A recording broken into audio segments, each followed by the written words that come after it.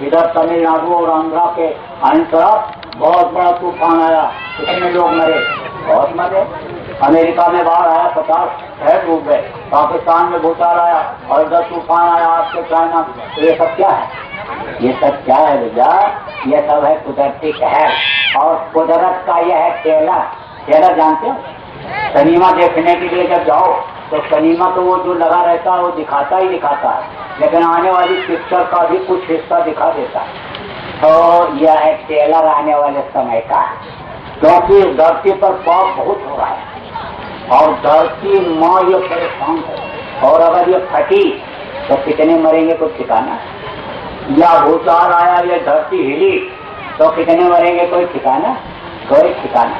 लाशों पे लाशों का होगा नजारा। और सुनते तो जाओ संदेश हमारा, उठाने वाले मिलेंगे, नया जमाना बदलेगा। वो समय आ रहा, वो समय आ रहा। बचेगा साध जन कोई जो सबसे लौ लगाएगा, जो साधना करेगा उस मालिक से, सबसे सत्पुरुष से जो लौ लगाएगा उसी की रक्षा होगी। और नहीं तो बहुत मरेंगे, क्योंकि पाप हो रहा है धरती पर, इस पर खून बह रहा है। इस धरती माँ का आंचल गंदा हो रहा है। आप लोग इसको माँ कहते हैं। सुबह उठ करके धरती माँ का पैर छूते हैं, तो अब इसको जब तकलीफ होगी तो समुद्र कहेगा हम बर्दाश्त नहीं करेंगे। समुद्र देवता नाराज खड़े हैं और वो कह रहे माँ के ऊपर अत्याचार हम बर्दाश्त नहीं कर सकते हैं। पूरे दुनिया में, संसार में 3 हिस्सा पानी है और 1 हिस्सा ये धरती है।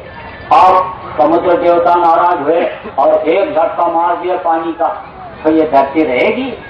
ये तो सब मछली खाने वाले समुद्र में पहुंच जाएंगे और वहीं कहेगा वो लोग खाओ मछली जितना खा सको। तो अब आप इस बात को समझो कि बहुत खराब समय आगे आने वाला है, उससे बचना है और लोगों को बचाना है। मैंने प्रार्थना किया है किससे? महामहिम राष्ट्रपति भारत सरकार से, प्रधानमंत्री भारत सरकार से, मुख्यमंत्रियों से और MLA MPओं से और जितने मंत्री हैं उनसे और जितने सरकारी गैर सरकारी अधिकारी कर्मचारी हैं, सब लोगों से मैंने प्रार्थना किया और आज भी कर रहा हूँ कि आप लोग शाकाहारी हो जाइए और लोगों को शाकाहारी बनाइए। शाकाहारी का उपदेश कीजिए और ये जितने कट्टे खाने बंद कराइए। शराब की भट्टियां, कारखाने और दुकानें ये सब बंद करा दीजिए।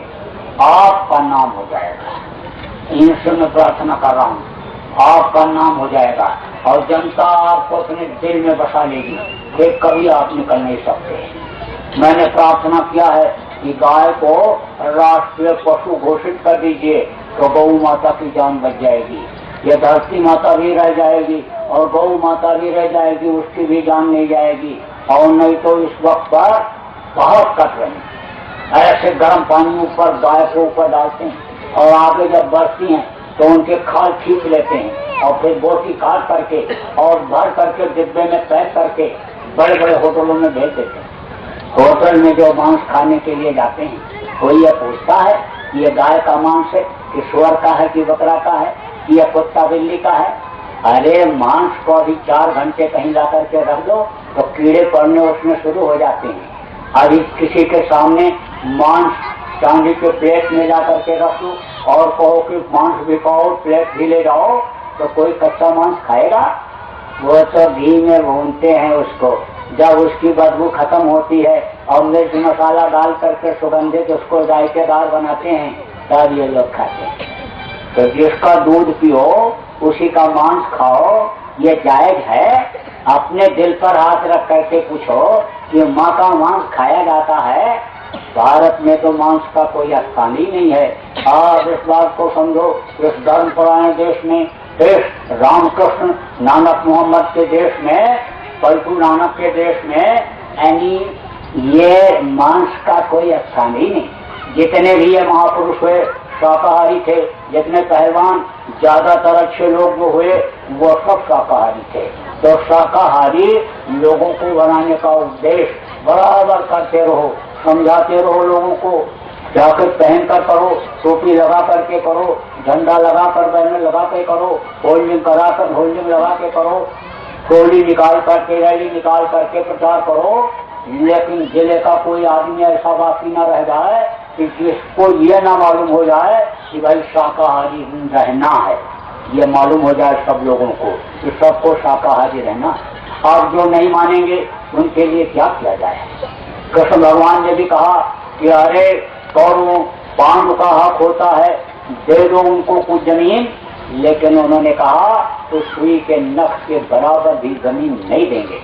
तो 18 दिन में 11 क्षोणी सेना खत्म हो गई, 56 करोड़ यदुवंशी 1 घंटे में खत्म हो गए। राम ने भी समझाया, रावण को बताया, दूत भी भेजा और हनुमान गए और वहां उसको अनेक पावर अपनी दिखा करके भी आए कि देखो दूत सोने की तुम्हारी लंका जला करके जा रहा है तो उसका मालिक क्या नहीं कर सकता है। लेकिन उसके समझ में जब नहीं आया तो 1 लाख ऊंट और 1.25 लाख नाती और तारा और घर दिया नवराती। लेकिन अभी बचाने की जरूरत है, क्योंकि ये अकाल मृत्यु में मरेंगे तो प्रेत योनि में जाएंगे। सुई के नोक से भी पतला मुंह इनका खाने का प्रेतों का होता है, कभी पेट ही नहीं भरता, परेशान रहते हैं तो दूसरों को परेशान करते रहते हैं। तो ये बहुत भूत हो जाएंगे। तो घर घर में एक एक आदमी पर जब 10-10 भूत लगेंगे तो कहाँ से चैन की रोटी खा पाओगे। इसलिए इनको बचाने की जरूरत है, समझाने की जरूरत है। मैंने प्रार्थना किया है, आप लोग ये कहते रहो। आज के पड़ोस में जो मंदिर के पुजारी हैं, मठ के मठाधीश हैं, आश्रम के महंत हैं, जो भी पंडित मुल्ला पुजारी हैं, उनसे आप कहते रहो, प्रार्थना करते रहो कि आप लोग शाकाहारी हो जाइए और शाकाहारी का उपदेश करिए। देश में इतने साधु एक जगह पर बैठ करके खा रहे, अगर ये सब लोग निकल पड़े जिनका अन्न खाते हैं, उनके अकाल मृत्यु से उनकी जान को बचाने के लिए निकल पड़े तो अभी बहुत लोग बच सकते हैं। और अगर ये नहीं निकले और गृहस्थों का अन्न खाते रहे, इनकी बुद्धि भ्रष्ट हो जाएगी और कुछ दिन के बाद साधु महात्मा का नाम इतना ये लोग बदनाम कर देंगे कि साधुओं की तरफ लोग देखना नहीं पसंद करेंगे और फिर इनको कुदरत सजा देगी। गृहस्थों के टुकड़े और नन्नू मंगुल के दांत और भजन करे सो करे और नहीं तो खाए आंख। अब मोटी बात आप ये समझो, इन सब लोगों से प्रार्थना कर लेना है। मैं रहनुमाओं से भी प्रार्थना कर रहा हूँ और मैं ये चाहता हूँ कि ये सब लोग शाकाहारी हो जाएं। और आप लोग भी क्या चाहते हो कि सब लोग शाकाहारी हो जाएं? तो जरा हाथ उठा दो। ये देखिए, ये देखिए, सब चाहते। अच्छा काम के लिए कौन नहीं चाहता? अच्छाई तो सब चाहते हैं। बुरे लोग भी चाहते हैं कि हमारे बच्चे बुराइयों से बचे रहें, वो भी नेक बन जाएं, अच्छे बन जाएं। हाथ नीचे करिए। देख लिया इन लोगों ने। आज अगर कोई इलेक्ट्रॉनिक मीडिया के या प्रेस मीडिया के रिपोर्टर यहाँ पर मौजूद हैं, खुफिया विभाग पे आप मौजूद हैं, तो इस समाचार को आप कन्वे कर दीजिए, दे दीजिए। इस समाचार से लोगों को आप अवगत करा दीजिए कि लाखों आदमियों ने ये निर्णय लिया कि हम लोग शाकाहारी रहेंगे और हम ये चाहते हैं कि ये सब लोग शाकाहारी हो जाएं। आज इन लोगों से ये जो प्रार्थना की गई है, अगर ये बात इनके समझ में आ जाती है, स्वयं शाकाहारी हो जाते हैं और शाकाहारिता का अभियान चला देते हैं, व्यवस्था बना देते हैं, तो जनता इनको अपने दिल में बसा लेगी और फिर ये निकल नहीं सकते। और अगर ये नहीं कर पाएंगे तो देश में लाखों शाकाहारी नौजवान खड़े हुए हैं, इंतजार कर रहे हैं, उनके द्वारा ये करा दिया जाएगा। अब आप इस बात को समझ लो नौजवानों, बहुत बड़ी योजना तुम्हारे लिए हमारे दिमाग में है, लेकिन तुम उस योजना को कार्यान्वित करने के लायक बन जाओ। शाकाहारी रहना और शराब मत पीना, ऐसे बुद्धिनाशक नशे का सेवन मत करना जिससे माँ बहन बहू बेटी की पहचान खत्म हो जाती है। और चरित्र का अपने उत्थान रखना, चरित्र मत गिरने देना, क्योंकि चरित्र गिर गया तो सब चला गया। कहा गया money is lost, nothing is lost, health is lost, something lost, that character is lost, everything lost, सब कुछ खत्म अगर चरित्र चला गया।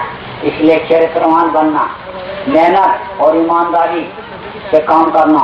पढ़ाई कर रहे हो मेहनत ईमानदारी से, दुकानदारी कर रहे हो मेहनत ईमानदारी से, नौकरी कर रहे हो मेहनत ईमानदारी से, यानी ये काम करना।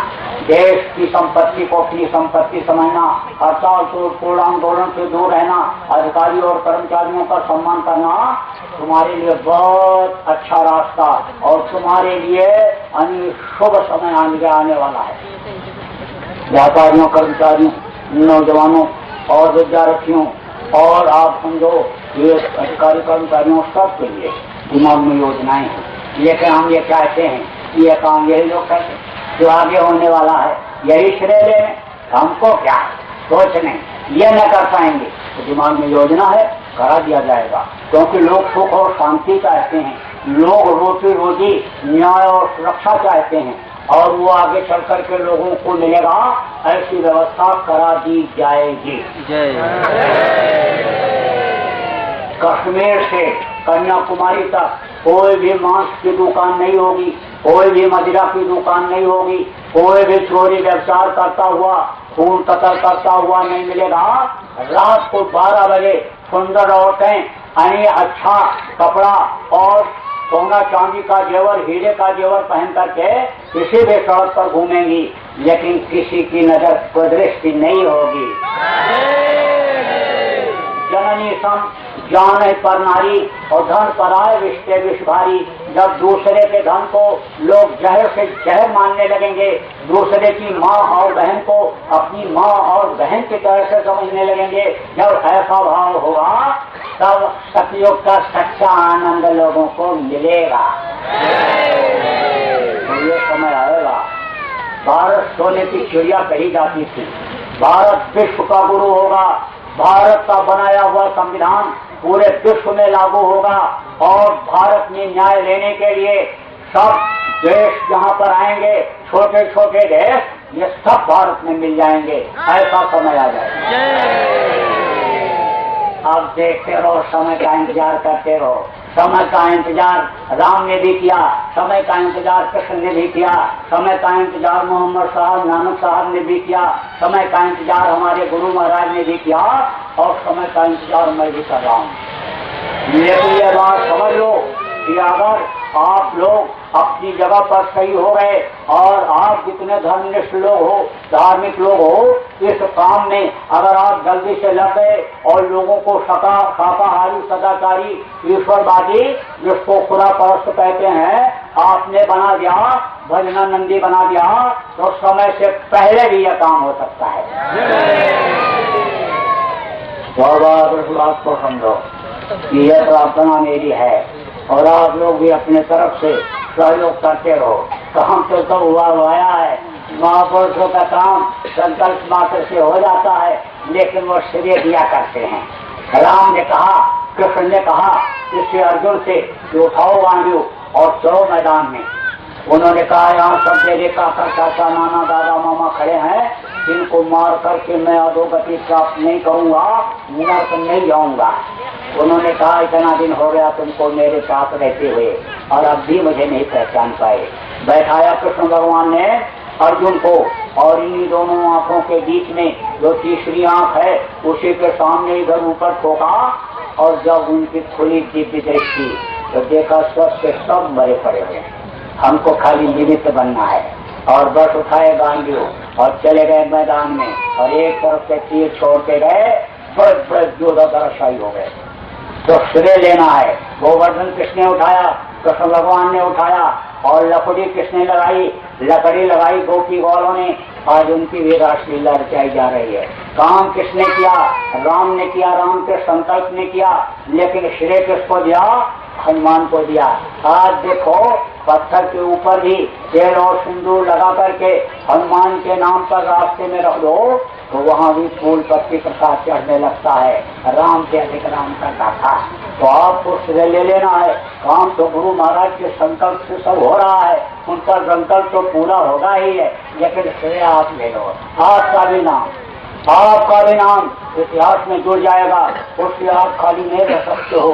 आप देखो भगत सिंह, चंद्रशेखर, रस्ताकुल्ला खान, राजेंद्र लाड़ी देश को आजाद कराने के लिए निकल पड़े। तीर और तलवार उठाने की अब जरूरत नहीं है, खून कतल करने की जरूरत नहीं है, खून बहाने से कोई काम नहीं होने वाला। लेकिन वैचारिक क्रांति से बहुत बड़ा परिवर्तन हो जाता है।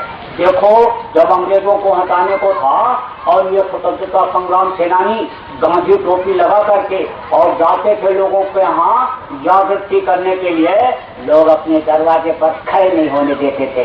कहते थे उधर से लेकर के अब तक अंग्रेजों का राज है, तुम कभी अंग्रेजों को हटा पाओगे? हट जाओ, नहीं तो साहब नाराज हो जाएगा, हमको सजा दे देगा। तब वो लोग जाते थे जंगलों में और पेड़ पौधे पक्षियों पशुओं से कहते थे आजाद करा लेंगे, आजाद करा लेंगे। तो उनका जो मनोबल था उससे देश आजाद हुआ था। आप देखो, दूसरे देश के लिए, भारत के लिए जापान के नौजवान ने अपनी जान दे दी थी। अरे नौजवानों सोचो, अरे जब वो गए सुभाष वहाँ पर और वो जो भाषण उन्होंने दिया, तो आप समझो कि उन्होंने कहा कोई नौजवान अगर मुझको अपना कुर्बानी देने के लिए तैयार हो जाए तो मेरा देश आजाद हो सकता है। गुलामी कर रहा है मेरा देश भारत, लेकिन कोई नौजवान अगर कुर्बानी देने के लिए तैयार हो जाए तो मेरा देश आजाद हो जाएगा। नौजवान बैठा हुआ था, कहा अपनी मातृभूमि के लिए, अपने देश के लिए तो हर कोई कुर्बान होता है। ऐ सुभाष, चल मैं तेरे देश के काम आऊंगा। नजदीक पहुंचा तो पूछा सुभाष ने कि तेरे घर में और कौन कौन है? बोला मेरी बूढ़ी माँ के अलावा और कोई नहीं है। सुभाष ने कहा तेरी बूढ़ी माँ ही इस काम में बाधक बनेगी। और वो लड़का जब घर पर गया और माँ से कहा माँ अगर तू न होती तो मैं भारत देश के काम आ गया होता। माँ ने कहा बेटा तू सही बात तो नहीं बता रहा, सीधी बात तो नहीं बता रहा है। उसने कहा कि सुभाष आया है और कह रहा तेरी माँ अगर नहीं होती तो तू देश के काम आ सकता था, लेकिन तेरी माँ इस काम में बाधक बन जाएगी। आवाज देखिए, लोग कहते सती नहीं हुई थी, सावित्री नहीं हुई थी, पद्मावती झांसी की रानी भारत में हुई थी, लेकिन वो भी एक देवी थी। उसने कहा उठा ला तलवार और काट देती हूँ मैं अपनी गर्दन और ले जाकर के सुभाष के सामने रख देना और कह देना मेरी माँ नहीं रही, चल मैं तेरे देश के काम आता हूँ। उसने जब जूड़ा पकड़ करके और अपने कटे हुए माँ के सिर को ला करके सुभाष के सामने रखा, तब सुभाष ने उसका सिर ठोका और कहा चल अब तू काम करेगा। उसके शरीर में बम बांध करके और ऐसे जहाज में जिसमें बहुत सारे असलहे विदेशों से हिंदुस्तान में आ रहे थे, और वो जहाज अगर आ जाती तो जन्मांतर के लिए ये देश गुलाम ही होता, कभी आजाद नहीं हो सकता था। उस जहाज की चिमनी में जब उस लड़के के शरीर में बम बांध करके सुभाष ने डाला और जब वो जहाज फटी तब अंग्रेजों का कलेजा फटा, फिर वो देश छोड़ करके गए। तो आप समझो नौजवानों कि कर्जदार हो ऐसे लोगों के जिन्होंने गुलामी से आपको स्वतंत्र करा दिया। अब आप इस बात को समझो, कभी भी बुरा ख्यालात मत सोचना, बुरी बात मत सोचना।